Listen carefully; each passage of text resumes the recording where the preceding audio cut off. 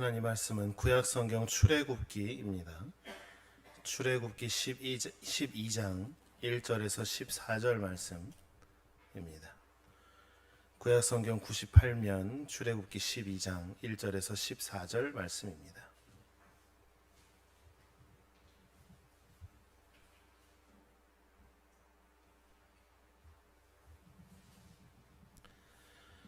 한 절씩 하나님의 말씀을 교독합니다. 여호와께서 애굽 땅에서 모세와 아론에게 일러 말씀하시되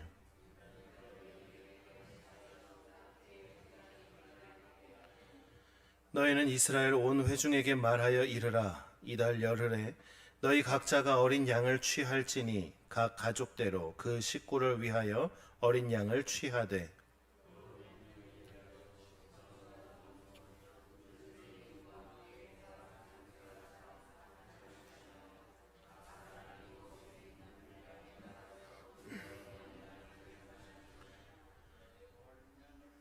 너희 어린 양은 흠없고 1년 된 수컷으로 하되 양이나 염소 중에서 취하고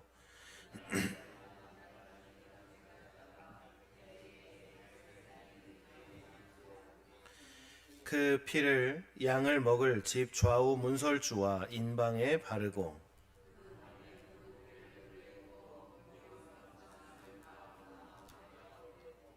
날 것으로나 물에 삶아서 먹지 말고 머리와 다리와 내장을 다 불에 구워 먹고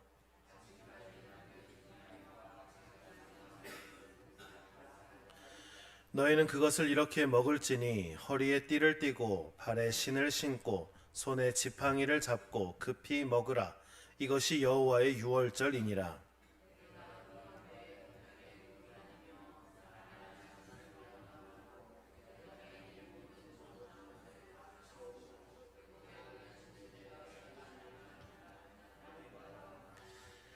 내가 애굽 땅을 칠 때에 그 피가 너희가 사는 집에 있어서 너희를 위하여 표적이 될지라. 내가 피를 볼 때에 너희를 넘어가리니 재앙이 너희에게 내려 멸하지 아니하리라.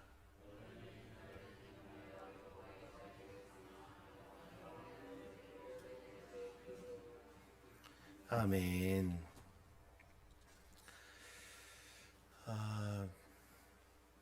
명절이라고 하면 우리가 흔히 생각하는 장면들이 있습니다.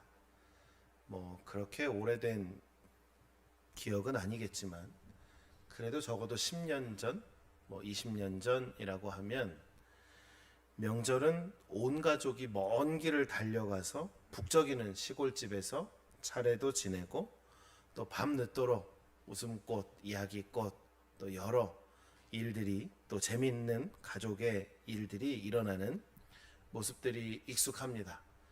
그래서 서울에서 부산까지 8시간 걸립니다. 10시간 걸립니다. 이런 기사들이 뉴스들을 참 많이 보게 되었었습니다. 근데 최근 코로나의 영향도 있는지 모르겠지만 최근 적어도 한 5년, 6년 사이에 명절을 보내는 방식에는 많은 변화가 생긴 것 같습니다. 여러 사회 조사들을 보면 추석은 의무, 그러니까 명절이니까 당연히 의무로 지켜야지라는 마음보다 쉬는 기간, 때로 여행하는 기회로 생각한다라는 그 조사들이 많았습니다. 그래서 고속도로가 밀리는 대신에 그 밀리는 데 가지 말고 조용한 집에서 쉬거나 아니면 고속도로보다 공항이 더 붐비는 때를 살아가고 있는 것이죠. 또한 전통적인 차례상을 차리고 제사를 지내는 가정도 점차 줄어들었습니다. 여러분 뉴스에서 보셨을 겁니다. 콘도나 이런 펜션으로 제사상을 배달해 줍니다. 한 상 딱 차려진 제사상이 그날 아침 내가 묵는 숙소로 배달됩니다. 그럼 그거 딱 드리고 먹는 문화도 생기고 있다고 하죠. 그리고 이렇게 기름 냄새에 쪄들어갖고 힘들게 하냐. 그냥 우리 나가서 맛있는 거 사 먹읍시다. 우리 어머니, 우리 식구들 고생하니까 그냥 가족끼리 나가서 식사합시다 라는 것으로도 바뀌고 있습니다. 물론 이렇게 바뀌는 배경에는 혼자 사는 가구가 증가하는 것도 있고 또 명절 준비에 대한 부담도 있죠. 그리고 개인의 만족, 또 쉼을 중시하는 문화가 오늘의 문화 가운데 많이 자리 잡고 있기 때문입니다. 명절 음식 준비 한번 하려면 어마어마하죠. 한 3일 전부터 집에 밀가루가 날리고 온갖 음식의 재료들이 말려지고 삶아지고 구워지고 튀겨지고 합니다. 게다가 오랜만에 친척들 만나면 좋은 얘기 해야 되는데 그간 쌓여있던 해묵은 감정들을 털어내느라 명절 뉴스 중에 빠지지 않는 것도 이 가족이 싸웠다라는 뉴스도 있는 것이죠. 게다가 젊은 사람들은 어떻습니까? 요즘은 결혼 늦게 하는 추세잖아요. 게다가 직장도 요즘 젊은 친구들은 뭐 10년, 20년 다니는 평생 직장이라는 개념이 없어요. 보니까 어제도 그 젊은 친구들을 좀 만났는데 찾아와서 만났는데 한 3년, 4년 이렇게 다니다가 또 쉬었다가 또 다른 직장 가서 일하고 이런 게 또 이 친구들의 흐름이에요. 그런 친구들 앞에서 또 어른들이 보면 뭐라 그래요? 결혼은 언제 할 거니? 너 그 직장에서 승진은 하니? 이런 이야기를 들으면 또 젊은 친구들을 또 스트레스 받는다는 거예요. 이게 옛날에는 대학교는 어디로 갈래 이러잖아요. 요즘에는 고등학교 어떡할래? 중학교 어떡할래? 점점 내려가는 추세랍니다. 그러다 보니 어떻게 해요? 명절에는 부모님만 다녀오세요. 점점 피하고 싶은 대상으로 바뀌었다라는 조사들도 있습니다. 자, 그럼 오늘을 살아가는 우리에게 있어서 다시금 우리가 붙들어야 될, 되찾아야 할 명절의 진짜 의미가 뭐냐라는 것이죠. 한번 다시 생각해 보자는 겁니다. 정말 이 명절이라는 기간이 뭐 징검다리 휴일 다 껴서 쉬는 주간, 여행하는 주간으로만 남아도 되는 건가? 라는 질문을 해보게 됩니다. 오늘 우리가 잃어버리고 있고 잊어버리고 있는 건 단순한 과거의 형식이나 전통만은 아닙니다. 뭐 명절에 한복을 안 입었다 이런 문제가 아닙니다. 오히려 더 본질적인 문제는 명절을 통해서 지금까지 지켜주신 은혜를 기억하고 또 신앙인들이 모여 있을 때에 신앙을 전수해 주던 그 영적인 기억조차 끊어지고 있다라는 것이죠. 오늘날의 이런 변화를 보면서 세상 많이 바뀌었다, 전통이 점점 사라진다 라는 아쉬움도 들 수 있습니다. 하지만 분명한 사실은 형식과 의례는 점점 간소화되고 있다라는 것입니다. 사람들은 여전히 진정한 쉼과 가족 간의 따뜻한 교제를 더 필요로 한다라는 것이죠. 그러니 제사상 풍경만 봐도 좀 바뀌는 것 같아요. 뭐 홍동 육서봐요, 뭐 이봐 좌율 이시마 이런 거 있잖아요. 근데 요즘엔 제사상에 그런 거 올라간다고 그러대요. 우리 아버지 평소에 좋아하시던 거, 그런 음식 올라간대요. 뭐 초콜릿이면 초콜릿, 뭐 이런 거 올라간다는 거예요. 그러니까 바뀌고 있는 거예요. 게다가 가족들이 모이면 뭔가를 하기보다 서로 쉬고 대화하고 교제하는 걸 더욱더 원한다는 것이죠. 고속도로의 정체, 음식 준비의 수고로움 대신에 더 깊은 의미와 진실한 만남을 원하는 시대가 되었다라는 것입니다. 단순히 얼굴 보고 1년에 한 번 할머니, 할아버지, 큰아버지, 작은아버지 보는 게 아니라 마음의 회복과 감사를 나누는 시간이 되기를 요즘 사람들은 바라고 있다라는 것이죠. 그럼 우리는 이런 우리나라의 명절의 변화 속에서 성경이 말하는 진정한 쉼의 의미를 한번 되새겨볼 필요가 있겠다라는 생각이 들었습니다. 하나님께서는 이스라엘 백성에게 유월절이라는 명절을 허락하셨습니다. 근데 이 명절은 단순한 휴식이 아니라 하나님께서 그들을 구원하셨다라는 그 구원의 은혜를 기억하게 하셨다라는 것이죠. 이스라엘 백성에게는 하나님이 주신 세 개의 큰 절기가 있습니다. 오늘 우리가 말씀을 보고 있는 유월절은 애굽에서 구원해 주신 그 은혜를 기념하고 우리는 하나님의 백성입니다 라는 것을 다시 확인하는 절기입니다. 그리고 7월 첫째 주에 우리가 드리고 있는 맥주절, 칠칠절 또는 오순절이라고 하는 이때는 하나님께 첫 열매를 드리고 모든 수확이 하나님께로부터 왔습니다라는 것을 고백하는 절기입니다. 그리고 수장절, 장막절이다라고 하는 이 절기는 이스라엘 백성들이 40년의 그 광야 생활을 기억하고 그들이 장막에 거하면서 하나님이 우리의 진정한 보호자이십니다라는 것을, 그 믿음을 세대에서 세대로 가르치는 절기로 이 세 개의 절기를 지킵니다. 단순히 우리나라의 설, 단오, 한식, 추석 이런 절기들이 아니라 이스라엘 백성들이 지키는 절기는 세상의 때가 아닌 하나님의 때를 기억하는 것이었죠. 시간을 세상처럼 흘려보내는 게 아니라 이때 하나님이 우리를 구원하셨다라는 것을 기억하는 시간이라는 겁니다. 그렇기 때문에 그들의 절기는 곧 신앙의 교육이고 하나님의 백성으로 사는 그 정체성을 확인하는 때입니다. 하나님이 우리와 함께 하셨다. 하나님이 우리를 구원하여 주셨다라는 것이죠. 그 중에 첫 번째 절기인 유월절이 바로 오늘 우리가 이야기하는 그 절기입니다. 이날은 단순히 애굽을 탈출하는 날이 아닙니다. 노예의 신분에서 하나님의 백성으로 다시 태어나는 날입니다. 그리고 저는 유월절을 묵상하면서 어떤 생각을 또 해봤냐면, 그들이 애굽에서 빠져나왔다는 개념이 아니라 그들의 본향으로 돌아가기 위한 첫걸음을 떼는 날이라는 거죠. 하나님께서 아브라함에게 명령하셨던 그 땅으로 돌아가는 첫걸음이었다라는 겁니다. 출애굽기 12장은 바로 그 절기의 기원을 기록하는 말씀입니다. 애굽의 마지막 재앙이죠. 모든 장자의 죽음을 앞두고 하나님은 모세와 아론을 불러서 말씀하십니다.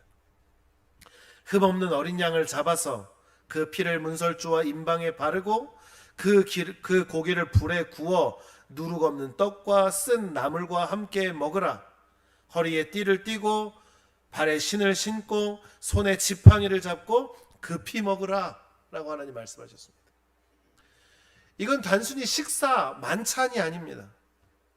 누군가에게는 죽음이요, 누군가는 생명의 경계의 그 밤입니다. 누군가는 평생 벗어날 수 없는 속박으로 매어져 있는 밤이고, 누군가에게는 자유를 찾아 떠나는 그 밤이었습니다. 노예로 살던 옛사람의 400년의 역사가 끝나고 하나님의 백성으로 새롭게 태어나는 밤이었습니다. 그리고 그날 밤에 어린 양의 그 피는 그냥 축제, 단순히 문을 장식하기 위해 바르는 것이 아니었다라는 것이죠. 그건 심판을 넘기게 하는 하나님의 약속입니다. 죽음을 막는 유일한 표식이었습니다. 피는 하나님의 심판을 막아주는 방패가 되기도 하고 생명을 보호하는 하나님의 표적이 되었습니다. 그러나 그 밤에 그 유월절을 준비하지 않은 사람들에게는 예외가 없었다라는 것이죠. 그 모든 이들의 운명을 가른 기준은 딱 하나입니다. 그 문설주와 임방에 그 피가 발라져 있는가 발라져 있지 않는가라는 것이죠. 그리고 하나님 말씀하십니다. 14절 말씀입니다. 너희는 이 날을 기념하여 여호와의 절기를 삼아 영원한 규례로 대대로 지킬지니라. 아멘. 그냥 이 사건이 한 번의 단발적인 사건이 아니라 너희들이 기억해야 할 영원한 절기로 지키라 라고 말씀하십니다. 그래서 이스라엘 백성들은 이 때를 지킬 때마다 우리는 잊지 않습니다. 우리는 은혜로 구원받은 백성입니다 라고 고백하는 것이죠. 사랑하는 성도 여러분, 이스라엘에게 유월절은 단순한 공휴일이 아니었습니다. 어떻게 보면 우리의 추석 또한 단순한 명절, 그냥 단순히 쉬는 날로만 지나가서는 안 되지 않을까요? 하나님이 베푸신 은혜를 기억하고 그 은혜로 다시 살아나는 믿음의 절기가 되기를 주님의 이름으로 축원합니다. 6월절의 그 밤에 문설주에 발라진 그 피가 생명을 구별하고 오늘 우리의 가정의 문에도 우리의 마음에도 예수 그리스도의 보혈로 구별된 신앙의 표식이 있으시기를 주님의 이름으로 축원합니다. 그 표식이 뭘까요? 바로 감사 그리고 기억입니다. 여러분의 마음에 하나님께로 향한 감사와 하나님께서 주신 구원의 은혜가 자리 잡아 있기를 소망합니다. 추석에 차려질 풍성한 밥상보다 이 모든 것을 주신 하나님 감사합니다 라는 고백이 여러분의 입술 가운데 흘러나오기를 소망합니다. 그럼 그때 그 명절의 그 상은 단순한 잔치상이 아니라 하나님께로 드려지는 감사의 제단이 되는 것이죠. 단순히 한 민족의 해방의 날이 아닙니다. 그냥 이스라엘 백성만 구원하려고 6월절을 주신 게 아닙니다. 하나님은 이 역사를 통하여 우리에게 보여주신 것이 뭐냐면 이 땅의 모든 이들을 구원하고자 하는 하나님의 말씀이라는 겁니다. 죽음 앞에서 인간은 스스로를 구원할 수 없다라는 겁니다. 그 장자의 죽음 앞에서, 어쩔 수 없는 죽음 앞에서 사람의 능력으로는 그 누구도 구할 수 없다라는 겁니다. 우리 말씀 속에서 그날 밤을 한번 생각을 이렇게 드라마처럼 머릿속에 떠올려 보세요. 그날 밤 애굽의 통곡 소리가 들립니다. 내 집안의 큰아들이 픽픽픽픽 죽어갑니다. 얼마나 처절했겠습니까? 왕궁에서부터 가난한 노예의 집까지 그 어느 집도 피해가지 않았던 죽음의 검은 구름이 그 땅을 덮쳤습니다. 한밤중에 하나님께서 친히 심판하시는 그 장면은 죄에 대한 하나님의 공의가 얼마나 엄중한지를 보여주고 있습니다. 그러나 그렇게 죽음의 곡소리가 들리는 속에서도 하나님은 선택하신 백성, 어린 양의 피가 문에 발라진 그 집은 6월 뛰어 넘으셨습니다. 그 밤에 6월절을 준비하지 않은 사람은, 하나님의 말씀을 무시한 사람에게는 예외가 없었습니다. 이 말씀을 묵상하면서 이 장면을 조금 더 머릿속으로 그려봤습니다. 이스라엘 백성이 살던 고센 땅에도 혹시 그 피를 바르지 않은 사람이 있지 않았을까? 라는 생각을 해봅니다. 아마 그 집도 하나님의 그 죽음의 심판이 임했을 것 같습니다. 이것은 오늘을 살아가는 우리에게도 동일한 진리를 보여줍니다. 하나님의 은혜는 아무나 누릴 수 있는 게 아닙니다. 믿음으로 순종하는 자에게 임하는 것이다 라는 것이죠. 하나님의 은혜는 어렸을 때 교회 다니고 교회를 다녀본 사람에게 임하는 게 아니라 오늘 믿음으로 순종하는 사람에게 임한다 라는 것입니다. 어제까지 하나님의 말씀 잘 들어도 오늘 나에게 명령하시는 그 피를 바르라는 그 명령에 순종하지 않으면, 그 믿음 가운데 있지 않으면 누구나 죽음과 화를 면할 수는 없다라는 것이죠. 우리는 정말로 빨리빨리 변하는 시대를 살아갑니다. 전통보다는 효율을 중시합니다. 공동체보다는 개인을 우선시합니다. 명절도 마찬가지죠. 조상의 은혜를 기리고 우리 할아버지, 우리 증조부, 우리 고조부, 우리의 조상들을 기억하던 때가 이제는 단순히 쉬고, 야, 열흘 동안 쉰다, 가자, 놀러 가는 시간으로, 또는 명절날 조카들 용돈 줘야 되는데 어떡하지? 라는 경제적인 부담도 함께 오는 때로 변해 가고 있습니다. 그럼 사람들이 묻죠. 명절이 정말 필요한가? 그 명절 꼭 지켜야 돼요? 그냥 우리 각자 지냅시다.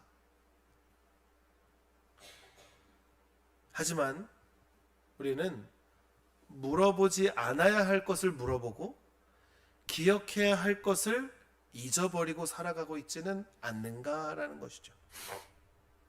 하나님께서는 유월절이라는 이 때를 통해 이스라엘 백성에게 말씀하셨습니다. 기억하라, 지키라, 잊어버리지 말아라 라고 말씀하십니다. 왜 그렇게 말씀하셨는가? 은혜는 잊어버리면 무너집니다. 우리가 매년 부활절 왜 성찬을 할까요? 성찬식을 때마다 반복하는 이유도 여기에 있습니다. 그분의 구원을 잊지 않기 위함이죠. 그러므로 오늘 시대를 사는 우리도 추석이라는 시간을 통해 우리 스스로에게 질문을 한번 던져보는 겁니다. 나는 오늘 무엇을 기억하고 있는가? 나는 무엇을 내 자녀에게 전해주고 있는가? 나는 무엇을 우리 부모님에게 전수받았는가? 오늘 하나님의 은혜가 우리가 누리는 이 식탁 가운데 있는가라는 것이죠. 오늘을 살아가는 가정과 교회가 가장 부닥쳐 있는 직면한 심각한 위기는 기억 상실의 위기입니다. 잊어버리고 삽니다. 축복은 누리고 살지만 은혜는 잊어버립니다. 예배의 형식은 남아있지만 그 안에 본질인 하나님 예수님은 없습니다.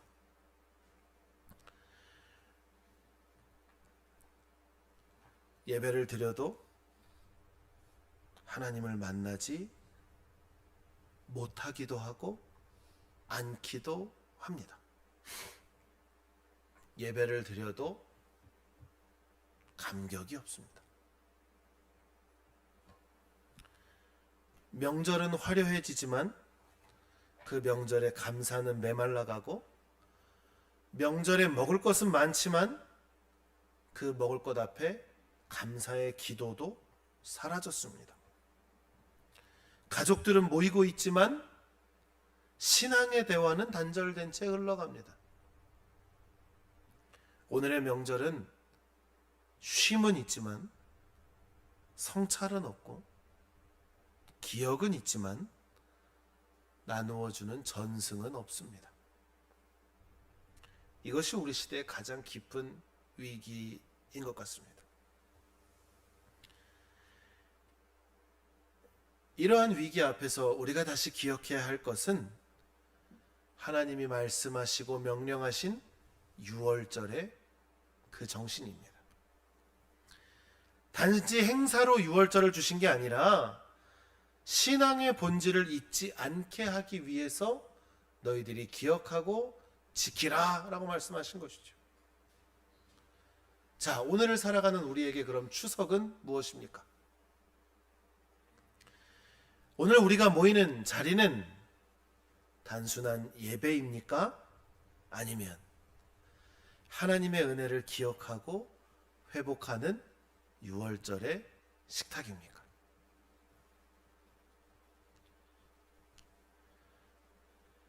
그날 밤 이스라엘을 살린 것은 흠없는 어린 양의 피였습니다.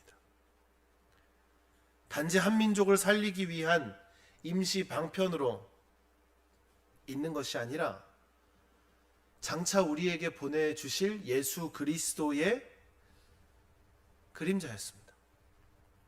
사도 바울은 고린도전서 5장 7절에 이렇게 기록합니다. 우리의 유월절 양 곧 그리스도께서 희생되셨느니라. 아멘. 예수님은 흠없는 어린 양으로 이 땅에 오셔서 십자가에서 피를 흘리셨습니다. 그 피로 우리가 죄에서 해방되었습니다.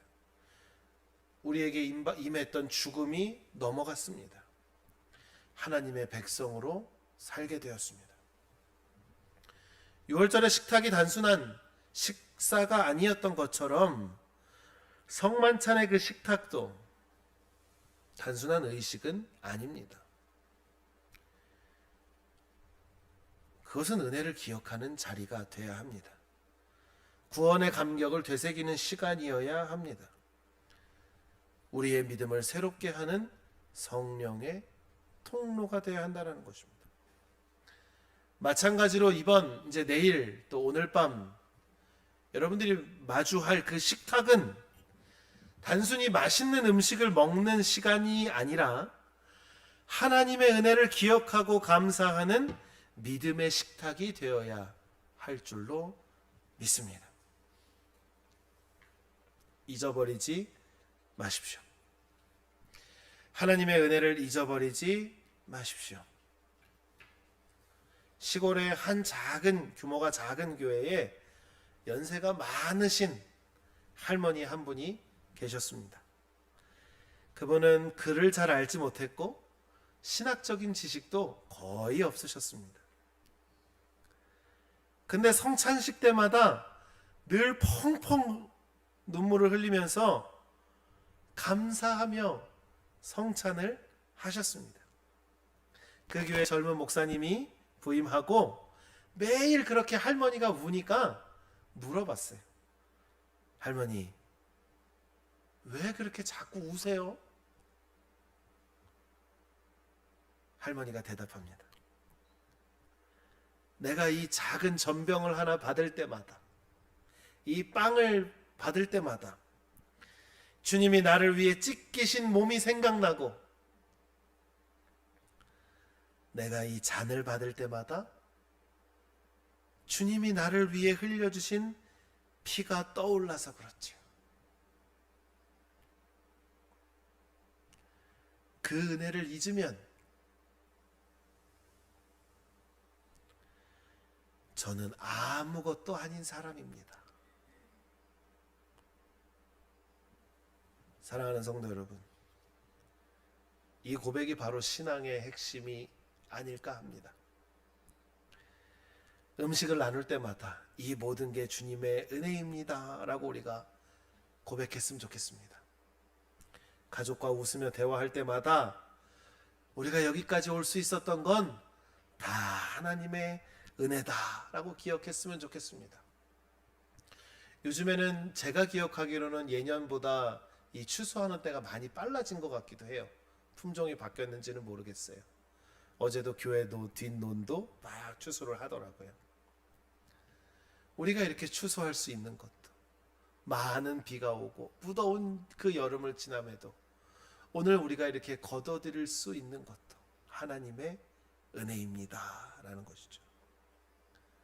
이 자리에 이제 다 부모님들만, 거의 대부분 부모님들이 앉아 계시죠.